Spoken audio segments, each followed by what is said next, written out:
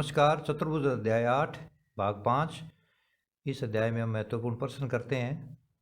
तो इन महत्वपूर्ण प्रश्न करने से पहले यहाँ पर मैं आपको कुछ टिप्स देना चाहता हूँ। जैसे यहाँ पर एक लाइन लिखी है, चतुर्भुज के चारों कोणों का योग 360 डिग्री होता है और त्रिभुज के तीनों कोणों का योग 180 डिग्री होता है। हम इसका क्या करते हैं, रट्टा मारते हैं और रटते रहते हैं।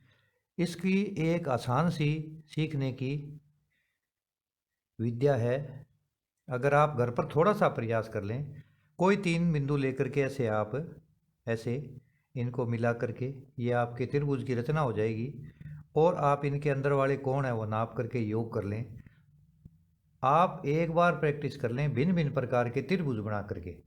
त्रिभुज बड़ी आसानी से बनता है, 3 बिंदु लगा करके बाद में उसको मिलाएं तो आपको कोई दिक्कत नहीं है। इसी तरह से आप चतुर्भुज बनाने के लिए भी आप है वो 4 बिंदु कोई भी लगा लीजिए। इस तरह से इन बिंदुओं को आप मिला दीजिए।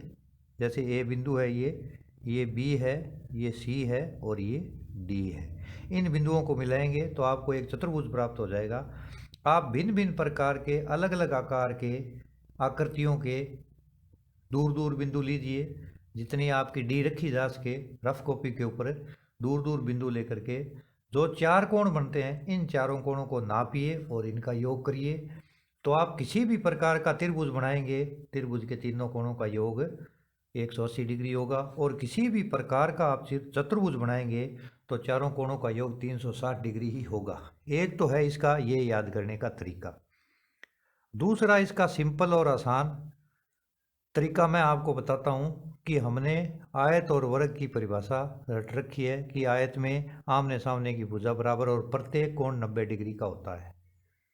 तो आयत में बताओ भुजाएं कितनी होती है? भुजाएं तो 4 ही होती है। आयत भी एक प्रकार का चतुर्भुज है। वर्ग में भी 4 भुजाएं होती है और वर्ग भी एक प्रकार का चतुर्भुज ही है। और वर्ग के चारों कोण यानी जब हम परिभाषा कहते हैं वर्ग की तो हम कहते हैं वर्ग की चारों भुजाएं बराबर और प्रत्येक कोण 90 डिग्री का होता है। प्रत्येक कोण का मतलब सभी कोण 90 90 90 और 90, यानी 4 कोण है, चारों 90 90 डिग्री के होंगे तो चारों का योग कितना होगा? 360 डिग्री। आयत में भी चारों कोणों का योग, क्योंकि आयत में भी हम यही पढ़ते हैं कि आयत में आमने सामने की भुजा बराबर और प्रत्येक कोण 90 डिग्री का होता है। तो आयत में भी चारों कोणों का योग कितना होता है? 360 डिग्री होता है। तो चतुर्भुज चाहे किसी प्रकार का बने, आयत भी चतुर्भुज है और वर्ग भी चतुर्भुज ही है। इनको क्या है, चतुर्भुज के नाम दे दिए गए। जैसे हमने चतुर्भुज के प्रकार के अंदर इसी के चतुर्भुज के भाग में आपने पढ़ा होगा पहले कि चतुर्भुजों का वर्गीकरण जब हम करते हैं तो समलंब चतुर्भुज है, सम चतुर्भुज है, समांतर चतुर्भुज है, वर्ग है, आयत है, पतंग है।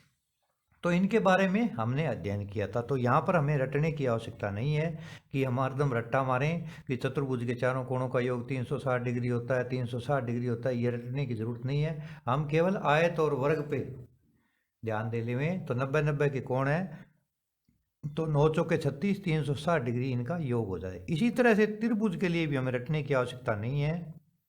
हम कई बार पढ़ चुके हैं कि समबाहु त्रिभुज की तीनों भुजाएं समान होती है।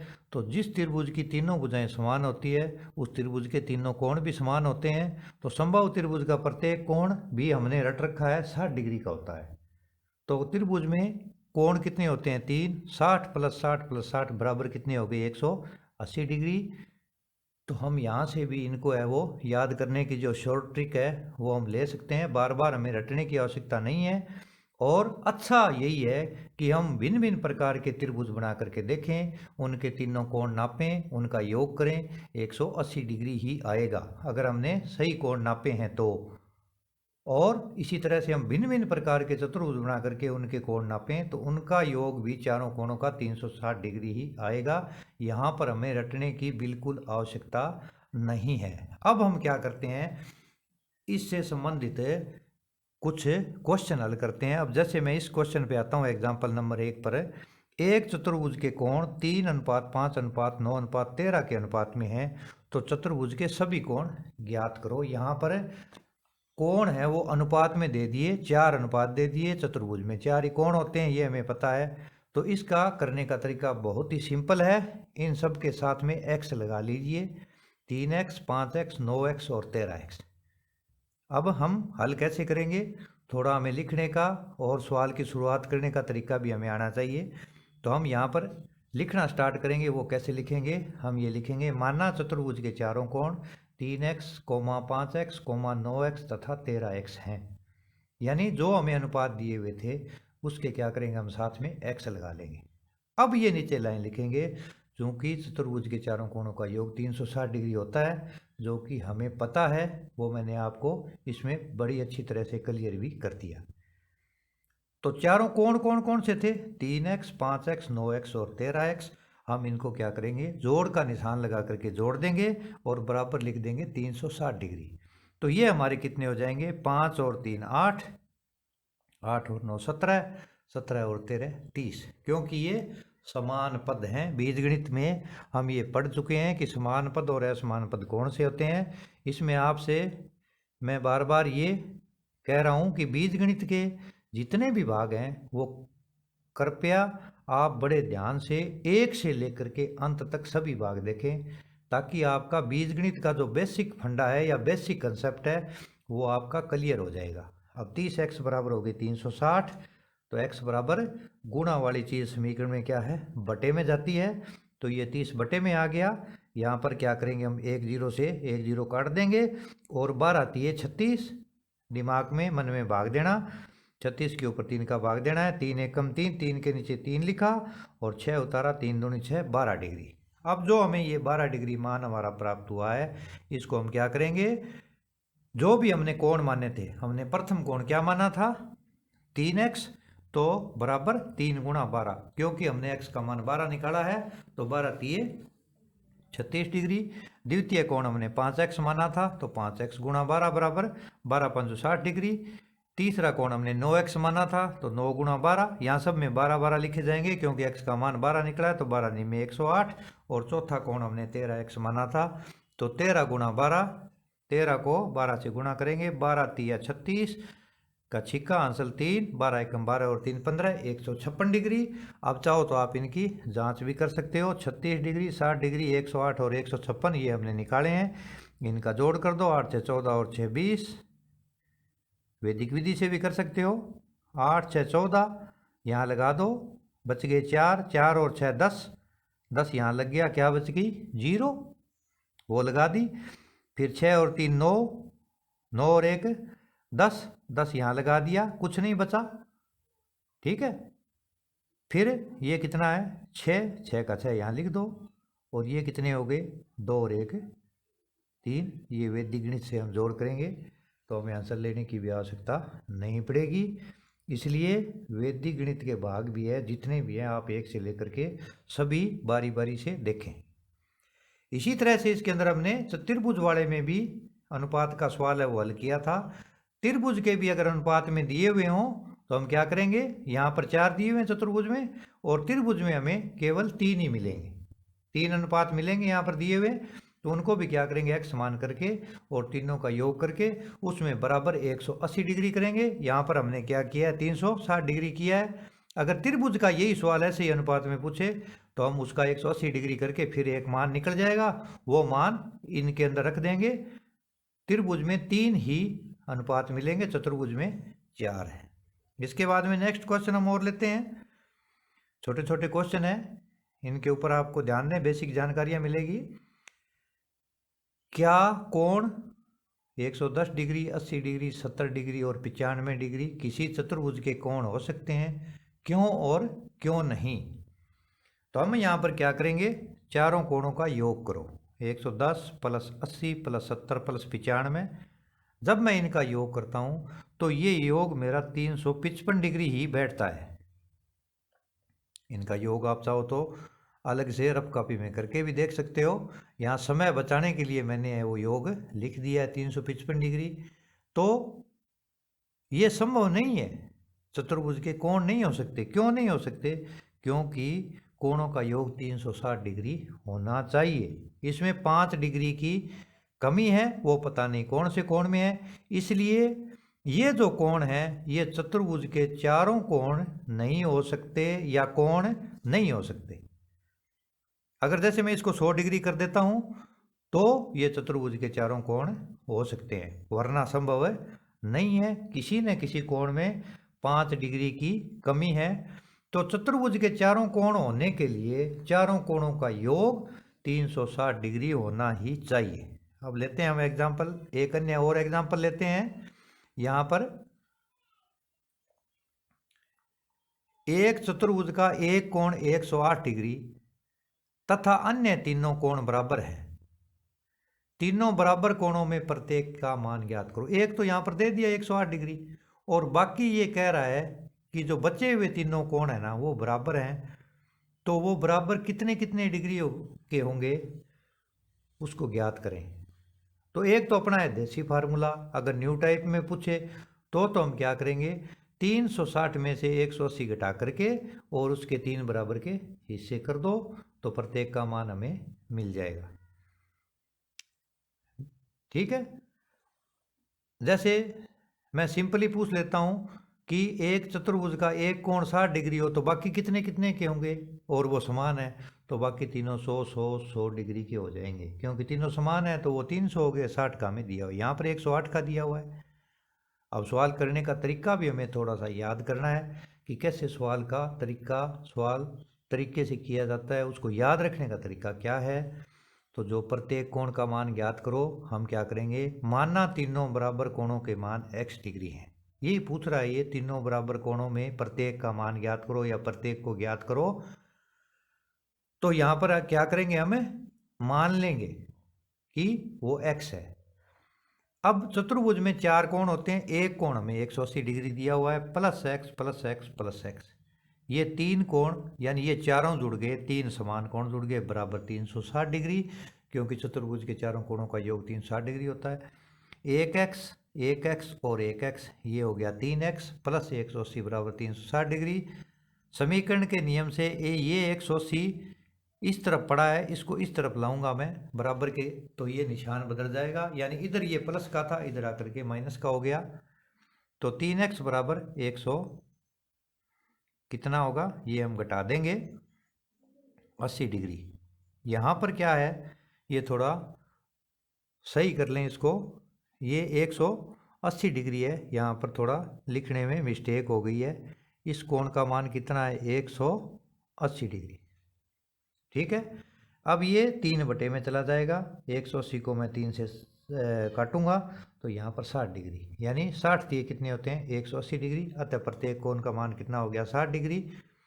तो 60 60 60 180 ये हो गए, और 180 ही एक कोण दिया हुआ है, तो 180 और 180 कितने होते हैं, 360 डिग्री। यानी 180 तो ये अकेला दे दिया, यहाँ पहले भूल से 108 डिग्री लिख दिया था, और 180 में ये तीनों कोण समा गए, 60 प्लस 60 प्लस 60। एग्जाम्पल 4, ABCD एक समांतर चतुर्भुज है तथा AP और CQ शीर्ष A और C से विकर्ण BD पर क्रमशः लंब है। तो दर्शाइए कि एक तो ये दोनों त्रिभुज सर्वांग सम है और AP बराबर है CQ। अब यहाँ पर क्या दिया हुआ है कि ABCD क्या है, ये समांतर चतुर्भुज है, और इसके अंदर ये कह रहा है कि जो ये AP है और इधर से CQ है, ये A और C से, शीर्ष A और C से इस जो विकर्ण है ये BD, इसके ऊपर लंब है। यहाँ पर जैसे मैं पहले आपको बता चुका हूँ कि ये जो निशान होता है ये 90 डिग्री का कोण बनाता है, समकोण ही इसको मानेंगे। यहाँ पर प्रश्नों में हमें 90 डिग्री लिखने की आवश्यकता नहीं है, अगर ये चिन्ह लगा देंगे तो वो समकोण होंगे, 90 डिग्री के होंगे। और C से जब ये 90 डिग्री का कोण बनता है तो ये CQ है वो DB पर लंब है, और AP है वो भी DB पर लंब है। तो प्रश्नानुसार ABCD एक समांतर चतुर्भुज है जिसमें AB समांतर DC, यानी ये AB DC के समांतर है, क्योंकि समांतर चतुर्भुज की ये परिभाषा होती है। और BD क्या है, एक तिर्यक रेखा है, ये BD क्या हो गई, तिर्यक रेखा। अब तिर्यक रेखा हो गई तो यहाँ पर ये जो कोण 1 है ये कोण 2 के बराबर हो गया, क्योंकि ये एकांतर कोण है जो पहले हम पढ़ चुके हैं। और इसके ऊपर हमें ध्यान भी देना है कि एकांतर कोण कौन से होते हैं, संगत कोण कौन से, अंतः कोण है, कौन से बाह्य कोण है, कि जब दो समांतर रेखाओं को एक तिर्यक रेखा काटे तो किस प्रकार से कितने कितने कोण बनते हैं, उसे भी हमें, जो मैं पहले के भाग में पढ़ा चुका हूँ, अच्छी तरह से हमें याद करना है। इसके बाद में क्या लेते हैं हम, ये कोण 1 और 2 तो एकांतर कोण हो गए, हमें पता चल गया। अभी दो समांतर रेखाओं को एक तिर्यक रेखा काटे। अब क्या करेंगे, जो त्रिभुज हमें प्रश्न में कौन सा दिया है APB और CQD, इसको हमें सवाल के अंदर से देख करके उठा लेंगे। अब सीधा क्या लिखेंगे, इस और इस त्रिभुज में कौन सा त्रिभुज है, APB, APB और CQD, एक ये त्रिभुज और एक ये त्रिभुज, यानी इसमें आप थोड़ा निशान भी लगा सकते हैं। ये दोनों त्रिभुज हमने ले लिए, यानी बड़े बड़े वाले दोनों त्रिभुज APB और CQD कहाँ से उठाएंगे, जो हमें पहले में कह रहा है ये सर्वांग सम सिद्ध करो, वहाँ से उठा करके नकल करके भी हम लिख लेंगे। इसमें क्या है देखो, APB इस त्रिभुज की बातें इस त्रिभुज की सीध में लिखेंगे, इस त्रिभुज की बातें इसकी सीध में लिखेंगे, यानी बराबर से इधर। तो APB बराबर CQD बराबर 90 डिग्री दिया हुआ है, क्योंकि ये लंब है हमें दे रखे हैं। कोण 1 बराबर कोण 2, ये जो समीकरण 1 है इससे हमने एकांतर कोण सिद्ध किया है। और क्या है, AB बराबर CD, ये क्या है, सम्मुख भुजा है समांतर चतुर्भुज की, हमें पता है समांतर चतुर्भुज की सम्मुख भुजाएं समांतर और बराबर होती है। ये तीनों चीजें होते ही हम क्या कर देंगे, पुनः और हटा करके इनको सर्वांग सम लिख देंगे, तो हमारा पहला भाग ये इसका हल हो गया। और जब हमारा पहला भाग हल हो जाता है, अब आगे कहता है AP बराबर CQ, यानी जो AP और ये CQ लंब है ये भी दोनों आपस में बराबर हैं, तो हमें कुछ नहीं करना, सर्वांग समता नियम AAS के अनुसार AP बराबर CQ, यानी इसमें हमने 3 भाग तो संगत भाग सिद्ध किए, 3 अपने आप हो गए। उस तीनों में से तीनों पूछे हैं तो तीनों लिख दो, अगर तीनों नहीं पूछे हैं, एक पूछा है तो एक लिख दो। इति सिद्धम, ये हमारी सवाल है, या प्रमेय से संबंधित सवाल था, ये प्रमेय जैसा ही है, ये सवाल हमारा हल यहाँ पर हो गया।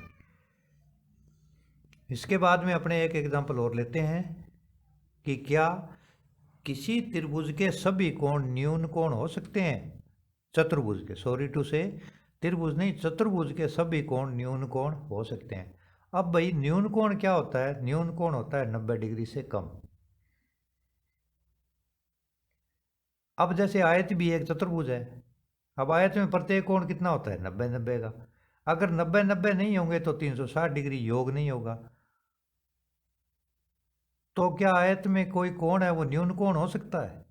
न्यून कोण होने का मतलब है कि 360 डिग्री चतुर्भुज के कोणों का योग कभी नहीं होगा। न्यून कोण की परिभाषा क्या थी हमारी, कि 90 डिग्री से कम के कोण को न्यून कोण कहते हैं। तो नहीं, सभी कोणों का योग 360 डिग्री से कम हो जाएगा, इसलिए चतुर्भुज के सभी कोण न्यून कोण नहीं हो सकते, सभी कोण नहीं हो सकते। इसके बाद में अगला एग्जाम्पल, क्या चतुर्भुज के सभी कोण समकोण हो सकते हैं? अभी मैंने आपको इस भाग के स्टार्टिंग में ही समझाया था कि समकोण हो सकते हैं, क्योंकि चतुर्भुज में वर्ग और आयत चतुर्भुज के अंदर ही आते हैं, और आयत और वर्ग का प्रत्येक कोण 90 डिग्री का होता है। तो 90, 90, 90 और 90 को जब मैं 4 बार जोड़ता हूँ तो योग होता है 360 डिग्री। हाँ, क्योंकि चतुर्भुज के चारों कोणों का योग 360 डिग्री होता है, तो समकोण हो सकते हैं। अगर वो समकोण होंगे, ऐसी स्थिति आती है, तो वह क्या होगा, आयत या वर्ग होगा। और यहीं से हम क्या करेंगे, रटने की आवश्यकता नहीं है, हम ये याद रख सकते हैं कि चतुर्भुज के चारों कोणों का योग 360 डिग्री कैसे होता है, क्यों होता है, किस प्रकार होता है। हम आयत और वर्ग से अच्छी तरह से ये जो 360 डिग्री है इसको याद रख सकते हैं। हमें रट्टा लगाने की ज़रूरत नहीं है कि कोई हमसे पूछे कि चतुर्भुज के चारों कोणों का योग कितना हो सकता है, तो तुरंत हम आयत और वर्ग पर ध्यान दे लेवें, क्योंकि वर्ग में भी 4 भुजा होती है, आयत में भी 4 भुजा होती है, और प्रत्येक कोण समकोण होता है। तो हम यहाँ पर कह सकते हैं कि चतुर्भुज के चारों कोणों का योग 360 डिग्री होता है। यहाँ पर रटने की आवश्यकता हमें बिल्कुल भी नहीं है। इसके बाद में एक और अन्य एग्जाम्पल लेते हैं कि क्या किसी चतुर्भुज के सभी कोण अधिक कोण हो सकते हैं। अब अधिक कोण क्या होता है? अधिक कोण 90 डिग्री से अधिक के कोण को और 180 डिग्री के कम के कोण को अधिक कोण कहते हैं। अधिक कोण की परिभाषा क्या है? 90 डिग्री से अधिक। तो चारों कोणों का योग कितना हो गया? अगर मैं 91 डिग्री ही लेता हूं, हाँ एक कोण हो सकता है इसका अधिक कोण, परंतु चारों कोण अधिक कोण नहीं हो सकते। क्या होगा? न्यून कोण होते हैं तो क्या होगा? 360 डिग्री से योग कम हो जाएगा, न्यून हो जाएगा। अगर चारों अधिक कोण लेते हैं तो चतुर्भुज के चारों कोणों का योग 360 डिग्री से अधिक हो जाएगा। एक और क्वेश्चन लेते हैं अपने। यदि किसी चतुर्भुज के तीन कोण क्रम से 120 डिग्री, 70 डिग्री और 60 डिग्री हो तो चौथा कोण ज्ञात करो। तो यहाँ पर चौथा कोण ज्ञात करने के लिए हम क्या करेंगे? 360 में से इन तीनों कोणों का योग करके घटा देंगे। लिखने का तरीका भी देख लें, क्योंकि अपने जब कक्षा 9 में इनको अलग अलग ऐसे ऊपर नीचे लिख करके जोड़ें और फिर 360 में से घटाएं फिर लिखें, तो ये एक अच्छा तरीका नहीं है। क्योंकि हम कक्षा 9 में हैं, इसलिए हमें सवाल करने का सिस्टम, उसका ढंग भी अच्छी तरह से आना चाहिए, ताकि जैसा ही हम अच्छा सवाल करेंगे तो कॉपी जांचने वाले पर भी अच्छा इंप्रेशन उसका पड़ेगा। तो यहाँ पर थोड़ा सिस्टम से लिखेंगे। 360 में से घटाया, इसमें हमें एक नई चीज़ भी देखने को मिलेगी कि घटाया क्या? 120 डिग्री प्लस 70 प्लस 60। तो इन तीनों का जब मैं योग करता हूँ तो ये योग कितना हो जाएगा? 250 डिग्री। घटाव करें तो 360 में से 250 डिग्री घटाया तो हमें कितना प्राप्त हुआ? 110 डिग्री। तो चौथा कोण हमने यहाँ पर निकाल लिया। तीन कोण दिए हुए हों तो चौथा कोण हम आसानी से ज्ञात कर सकते हैं। तो इसके अंदर है वो, हमने क्या हुआ, भाग 5 में है वो चतुर्भुज से संबंधित है, वो भिन्न भिन्न प्रकार के सवालों को हल करने का प्रयास किया। तो आप भी घर पर अन्य महत्वपूर्ण जो प्रश्न है या अभ्यास में दिए हुए हैं या प्रश्नावली में दिए हुए हैं, उन सवालों को खुद हल करके देखें। बार बार जो मैं आपको कान पकाने वाली बात कहता हूँ, फिर वही कहता हूँ कि अभ्यास करेंगे उतना ही हमारे लिए फायदेमंद होगा। गणित को खुद भी समझिए और अपने जो साथ में बच्चे बैठे हैं उनको भी समझाइए, आपस में डिस्कशन कीजिए, वाद विवाद कीजिए, चर्चा कीजिए। और जितना हम ये ज़्यादा करेंगे, इनका उपयोग करेंगे आपसी चर्चा के द्वारा, उतना ही हमारे लिए और दूसरों के लिए फायदेमंद है। तो हम ज़्यादा से ज़्यादा गणित का अभ्यास करें। एक टाइम टेबल के अनुसार गणित को हम एक निर्धारित समय देकर के घर पर नियमित रूप से उसका अध्ययन करें। क्योंकि गणित हमेशा, चाहे स्कूल में आओ, नियमित रूप से आओ। क्योंकि अगर मैंने सोमवार को कोई नया टॉपिक स्टार्ट करना है और अगर आप सोमवार और मंगलवार 2 दिन नहीं आते हो, तो बुधवार को जब आते हैं, अगर बड़ी कक्षा है, तो सोमवार और मंगलवार के जो क्लास निकल जाते हैं उनकी बातें बताना कई बार बहुत असंभव होता है कि बड़ी क्लास के अंदर गणित का सिलेबस भी ज़्यादा है, उसको भी पूरा करवाना होता है। तो आपकी वो 2 क्लास अगर डिस्टर्ब हो गए, 2 दिन आपने छुट्टी ले ली, तो तीसरे दिन जब आप कक्षा में आओगे तो आपको कुछ समझ में नहीं आएगा भी गुरुजी क्या पढ़ा रहे हैं, मेरे तो कुछ पल्ले नहीं पड़ रहा है। उसका नुकसान हमें क्या हुआ बुधवार का आने का, कि सोमवार और मंगलवार की जो 2 कक्षाएं हमने मिस की, उसका नुकसान हमें जब तक वो टॉपिक समाप्त नहीं होता तब तक लगातार होता रहेगा। तो इसी तरह से हमें ये तो बहुत ही ध्यान रखना है कि जब टॉपिक नया शुरू हो तो स्टार्टिंग के 2-3 दिनों में तो हमें कक्षा में आना ही आना है। तो नियमित रूप से नियमित कक्षाएं लेकर के और नियमित रूप से घर पर भी गणित को अधिक समय दे करके, वैसे सभी विषय समान रूप से पढ़ने चाहिए, भी गणित कुछ अधिक समय मांगता है। अगर स्टार्टिंग में आप गणित को ज़्यादा समय दोगे तो बाद में गणित को समय देने की आवश्यकता ही नहीं पड़ेगी, क्योंकि गणित एक ऐसा सब्जेक्ट है जिसके अंदर एक बार हमें जो चीज़ समझ में आ गई उसको दोबारा करने की आवश्यकता नहीं है। जैसे हम रेखा गणित के अंदर रेखाखंड खींचना, कोण बनाना, रेखाखंड का समद्विभाजित करना, त्रिभुज के तीनों कोणों को नाप करके उनका योग करना, चतुर्भुज के चारों कोणों को नाप करके उनका योग करना, एक बार हम प्रैक्टिकल करके सीख लेते हैं तो उनको बार बार करने की हमें आवश्यकता ही नहीं रहती। इसी के साथ चतुर्भुज से संबंधित ये 5वां भाग है और यहीं पर ये पूर्ण होता है, क्योंकि सिलेबस में जो था उतना मैंने करवाने का प्रयास किया है। अगले भाग में एक नए टॉपिक के साथ हम नई चर्चा करेंगे। धन्यवाद।